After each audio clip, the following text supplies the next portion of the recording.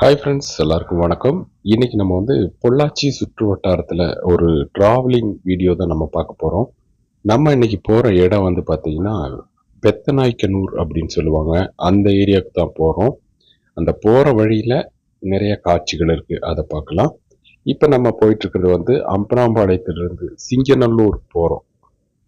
இப்போ Singanallur railway crossing. இப்போ பார்த்தீங்கன்னா ரயில்வே பாலம், அண்டர் கிரவுண்ட் பாலம். இது பார்த்தீங்கன்னா மேல் கூரையெல்லாம் போட்டிருக்காங்க. முதல்ல மேல் கூரை இல்லை. இப்போ தண்ணி எல்லாம் அதிகமாக உள்ளே வருது அப்படிங்கிறதுனால ஃபுல்லாகவுமே மேல் கூரை. பார்த்தீங்கன்னா ரொம்ப தூரம் இருக்குது. பாருங்க எவ்வளோ தூரம் போட்டிருக்காங்க அப்படின்னு. இந்த மாதிரி சூப்பரான ஐடியாவில் போட்டிருக்காங்க. இது எந்த காலத்து ஐடியான்னு தெரியல. ஏன்னா பிரிட்டிஷ் காலத்தில் கூட இவ்வளவு ஐடியாவோட போடல. இவங்க பாருங்க என்னெல்லாம் பண்ணி வச்சுருக்காங்க அப்படின்னு. பார்த்தாலே ஜோக்காக தான் இருக்கும். அடுத்தா நம்ம வெளியே வந்துட்டோம். வெளியே பார்த்தீங்கன்னா நம்ம சிங்கநல்லூர் மறுபடியும் போயிட்டுருக்கோம். இங்கெல்லாம் பார்த்தீங்கன்னா அதிகமாக தோப்பு தான். இங்கே எல்லாமே தென்னந்தோப்பு தான் அதிகமாக இருக்கும். ஏன்னா பொள்ளாச்சி ஏரியா அப்படின்னா அதிகமாக தென்னந்தோப்பு தான். இப்போ கொஞ்சம் ஏப்ரல் மே மாதம் அப்படிங்களா, அதனால் பார்த்தீங்கன்னா வறட்சி. அதனால் அந்த பசுமையெல்லாம் ரொம்ப கம்மியாக இருக்கும். பாருங்க ரோட்டில் மாடு மேயுது. இப்போ நம்ம சிங்கநல்லூருக்கு பக்கமாக வந்துட்டோம். சிங்கநல்லூரில் என்ன சிறப்பு அப்படின்னா நிறையா தமிழ் படங்கள் இங்கே ஷூட்டிங் பண்ணியிருக்காங்க சிங்கநல்லூரில். நம்ம பொள்ளாச்சி ஏரியா பொறுத்த வரைக்கும் நிறைய கிராமங்கள் இருக்கும். இந்த கிராமங்கள்ல எல்லாம் பார்த்தீங்கன்னா சின்ன சின்ன தெருக்கள், சின்ன சின்ன கோவில் அந்த மாதிரி எல்லாம் இருக்கும். அதனால புது புது லொக்கேஷனாக இருக்கும். இங்கெல்லாம் தான் ஷூட் பண்ணுவாங்க. இப்போ கூட நமக்கு ஆப்போசிட்டில் ஒரு வீடு தெரியிருப்பாருங்க, ஓடு போட்ட வீடு. அது டக்குன்னு மறைஞ்சிரும். இந்த வீடு தெரியுது பார்த்தீங்களா? இந்த வீடு பார்த்தீங்கன்னா தமிழ் சினிமாவில் நிறையா படத்தில் வந்திருக்கு. அதாவது குறிப்பாக சொல்ல போனோம்னா தேவர் மகன் படத்தில் கூட அது வரும். சிவாஜி கமல் இருக்கிற வீடு அந்த வீடு தான். அதே மாதிரி இது சிங்கநல்லூருக்குள்ளே போயிட்டுருக்கோம். நிறையா வீடுகள் இருக்குது. பார்த்தீங்கன்னா 10,000 வீட்டுக்கு மேலே இருக்குது உள்ள. இதுக்குள்ளே தான் தமிழ் சினிமா நிறைய ஷூட்டிங் பண்ணியிருக்காங்க. இங்கே கோவில்கள் எல்லாம் இருக்குது. ஒரு அரச மரம், ஆலமரம் இப்படி எல்லாம் இருக்குது. இதுக்கு அடியில் உட்காந்து பேசுகிற மாதிரி இப்படி நிறையா சீன்கள் இங்கே எல்லாம் எடுத்திருக்காங்க. குறிப்பாக இந்த சீன் அப்படின்னு எனக்கு சொல்கிறதுக்கு முடியல. ஏன்னா நிறைய படம் வந்துருச்சு. நான் இன்னைக்கு போகிறப்ப கூட பார்த்தீங்கன்னா ஒரு மலையாள படம் ஷூட்டிங் நடந்துட்டு இருந்துச்சாங்க. சிங்கநல்லூர் கிராமத்திலேருந்து இப்போ நம்ம வெளியே வந்துட்டோம். பாருங்கள், இனி ஒரு 10 வீடு முடிஞ்சிருச்சுன்னா இந்த கிராமம் தாண்டி வந்துடுவோம். இந்த கிராமத்தை தாண்டி வர்றது அப்படின்னு பார்த்தீங்கன்னா இந்த இடத்துல ஒரு பாலம் இருக்குங்க. பாருங்கள் தெரியுது பார்த்தீங்களா? இந்த பாலம் தாண்டியாச்சு அப்படின்னா இந்த ஊர் என்ட்ரன்ஸ் முடிஞ்சிச்சு. இந்த பாலத்தில் கூட ஒரு ஷூட்டிங் நடந்திருக்கு. தமிழ் படம் நிறைய படங்கள் நடந்திருக்கு. கீழே குளிக்கிற மாதிரி பாட்டு சீன் அந்த மாதிரி எல்லாம் எடுத்திருக்காங்க. நம்ம மறுபடியும் இங்கிருந்து தான் போகணும். அதாவது பெத்தநாய்க்கனூருக்கு. இங்கே நீங்கள் எதுக்கு போகிறீங்க அப்படின்னு கேட்பீங்க. நாங்கள் இங்கே பார்த்தீங்கன்னா நாங்கள் ஒரு ஆர்டர் எடுத்திருந்தோம்.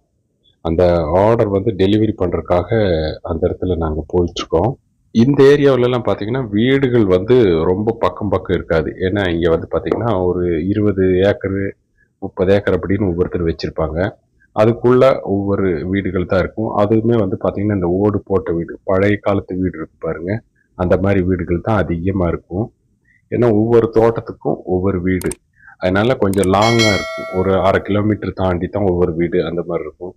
இங்கே பிரதானமாக பார்த்தீங்கன்னா எல்லாருமே தென்னை விவசாயம் தான். அது இல்லாமல் மாடுகளும் வச்சுருப்பாங்க. பால் மாடுகள் வச்சுருக்காங்க. இப்போ மாடுகளில் பார்த்தீங்கன்னா இங்கே பெருசாக வருமானம் இல்லை அப்படிங்கிறதுனால நிறைய பேர் புதுசாக சேஞ்ச் ஆகிட்டாங்க. ஏன்னா அதிகமாக கோழி பண்ணைகள் தான் வச்சுருக்காங்க. ஏன்னா கோழி பண்ணையில் நல்லா வருமானம் இருக்குது அப்படின்னு இந்த ஏரியாவில் அதிகமாக கோழி பண்ணையும் இருக்குங்க இங்கெல்லாம். இனி நம்ம அடுத்ததாக பார்க்க போகிறது பார்த்தீங்கன்னா ஒரு ஷூட்டிங் லொக்கேஷன் தான். அதாவது சித்தாண்டீஸ்வரர் கோவில் அப்படின்னு சொல்லுவாங்க. இங்கேயும் நிறைய படங்கள் எடுத்திருக்காங்க. இந்த கோவில் தான் நீங்கள் பார்த்துட்டு இருக்கிற இந்த கோவில் தான். உள்ள ரொம்ப அழகாக இருக்கும். உள்ள ஒரு ஆலமரம், அந்த மேடை எல்லாம் இருக்கும். ரொம்பவுமே அழகான ஒரு இடம் இது. இது கூட ஒரு ஷூட்டிங் லொக்கேஷன் தான். அப்புறம் இங்கே பார்த்தீங்கன்னா கொஞ்சம் புளிய மரம் எல்லாம் இருக்கும். ஒரு புளிய மர கூட்டமெல்லாம் இருக்குது அந்த புறமா. அதில் பார்த்தீங்கன்னா நம்ம தமிழ் படத்தில் தேவர் மகன் படம் இருக்குது பாருங்கள். அதில் ஒரு பாட்டு சீன், இஞ்சி இடுப்பழக அந்த பாட்டு சீன் இருக்கு பாருங்கள். அதில் ஒரு சீனெல்லாம் இதில் காட்டுவாங்க. அந்த புளிய மரம் இருக்கிற அந்த சீனெல்லாம். நம்ம இப்போ பெத்தநாய்க்கனூர் அந்த ஜங்ஷன் வந்துட்டோம். இங்கிருந்து தான் பெத்தநாய்க்கனூர் போகிறோம். நமக்கு அந்த சைட்டில், அதாவது நம்ம பொருள் கொண்டு போகிற அந்த இடத்துக்காரங்க நம்ம பஸ் ஸ்டாப்பில் வெயிட் பண்ணுறேன் அப்படின்னு சொல்லியிருந்தாங்க. அவங்கள பார்த்துட்டு தான் நம்ம இப்போ போயிட்டுருக்கோம். என்னடா போகிற வழியில் ஒன்றுமே காணோன்னு பார்த்தா இப்போ தான் ஒரு பஸ் ஒன்று ஆப்போசிட்டில் வருதுங்க. புது பஸ் ஒன்று, கவர்மெண்ட் பஸ்ஸு. அதையும் தாண்டி நம்ம போயிட்டோம். பெத்தநாயக்கனூருக்குள்ளே போயிட்டோம். இங்கே தான் நம்ம அந்த பார்ட்டி வெயிட்டிங்கில் இருக்கார் அந்த அண்ணா. அவர் நான் 2 வீலர் நிற்கிறேன் அப்படின்னு சொல்லியிருந்தார். நம்ம பார்த்துட்டே போகிறோம் ரோட்டில் எங்கே நிற்கிறாரு அப்படின்னு பார்த்துட்டோம். அவர் தான் மறுபடியும் எங்களை வந்து அவரை நான் காட்டில் உள்ளே கூட்டிகிட்டு போகிறாரு. காட்டுக்குள்ளே தான் ஏதோ ஒரு முன்னாடி போயிட்டுருக்காரு. நம்ம காட்டுக்கு போகலாம் அப்படின்னு சொல்லி கூட்டிகிட்டு போகிறாங்க. இங்கே வந்து பார்த்திங்கன்னா ஒரு காளியம்மன் கோவில், அந்த காளியம்மன் கோவிலுக்கு பக்கத்தில் தான் இவங்க வீடு, அதாவது இவங்க தோட்டம். அந்த தோட்டத்தில் இறக்குறதுக்கு தான் நம்ம போயிட்டுருக்கோம். இங்கே வந்து பார்த்திங்கன்னா அதிகமாக மஞ்சி, தேங்காய் மஞ்சின்னு சொல்லுவோம் இல்லையா, அந்த மஞ்சியினுடைய வேஸ்ட்டு இதெல்லாம் அதிகமாக காய போட்டிருக்காங்க பாருங்கள். இது வந்து இங்கே ஒரு சரியான பிஸ்னஸ். இந்த பொள்ளாச்சி ஏரியாவில் வந்து பார்த்திங்கன்னா இந்த தேங்காய் மஞ்சி அந்த வேஸ்ட்டில் வந்து நல்ல ஒரு பிஸ்னஸ் இருக்குது. இந்த மஞ்சியை வந்து கட்டை மாதிரி செஞ்சுக்குவாங்க, அதாவது பிரிக்ஸ் மாதிரி செஞ்சு வெளிநாடுகளுக்கு ஏற்றுமதி செய்கிறது. இது நீங்கள் பார்த்துட்டு இருக்கிறது பார்த்திங்கன்னா வயல். இந்த ஏரியாவில் இப்போ தான் நான் வயலை பார்க்குறீங்களா, வயலே இல்லை. ஆனால் முக்கால்வாசி அழிஞ்சிருச்சு. இங்கே தான் கொஞ்சமாக இருக்குது. நம்ம இப்போ சைட்டுக்குள்ளே போயிட்டோம். இதுவும் ஒரு தோட்டம் தான். தோட்டத்துக்குள்ளே ஒரு சின்ன கோவிலெல்லாம் இருக்குது. இந்த ஏரியா வந்து பார்த்தீங்கன்னா கொஞ்சம் பசுமையான ஏரியா. அதனால தான் நீங்கள் வரும்போதே பார்த்துருப்பீங்க. அதாவது நெல் வயலெல்லாம் இருந்திருக்கும். நம்ம அவங்க தோட்டத்துக்குள்ளே போயிட்டோம். அதாவது சுற்றி சுற்றி தான் போகணும், ரோடெல்லாம் இருக்காது, மண் ரோடு தான். இந்த ரோட்டுக்குள்ளே தான் நம்ம எப்பவுமே, ஏன்னா நம்ம ஏரியாவில் வந்து பார்த்தீங்கன்னா சில பக்கம் ஒரு 50 ஏக்கர் வரைக்கும் மண் ரோடே தான் இருக்கும். ஒவ்வொரு தோட்டத்துக்குள்ளேயா பூந்து போகணும். நம்ம இப்போ வந்துட்டோம் சைட்டுக்குள்ளே.